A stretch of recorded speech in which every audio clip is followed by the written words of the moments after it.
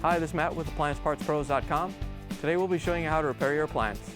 Remember, anytime you work on an appliance, make sure it's unplugged or the circuit breakers are off so there's no chance of electrocution.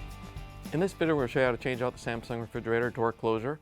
It's going to be a very easy repair, and it should only take a few minutes to show you how to do it. If you already have one of these, great. If not, you can click on the link below or get it at AppliancePartsPros.com. When you open up the package, you're going to get the new door closure. The door closure is on the bottom of the refrigerator door, and it helps the door close and seal. The main reason you should be changing it out is if it's damaged. There's a door closure at the bottom of each refrigerator door. All you have to do is open up the one that has the damaged closure on it.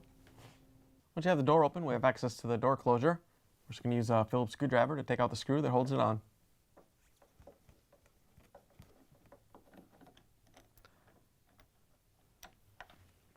Once you have the screw out, you can pull the door closure off and pull it off the refrigerator.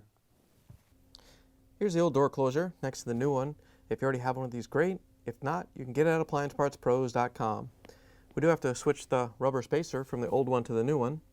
All you have to do is lift it out of the old one and put it in the new one.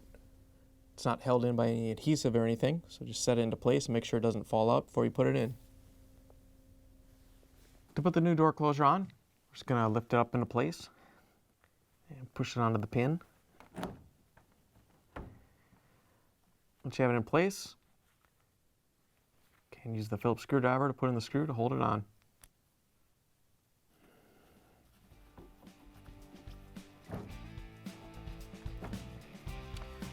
Now that you have the part installed, we can close the refrigerator door, plug it back in, and make sure it starts to cool.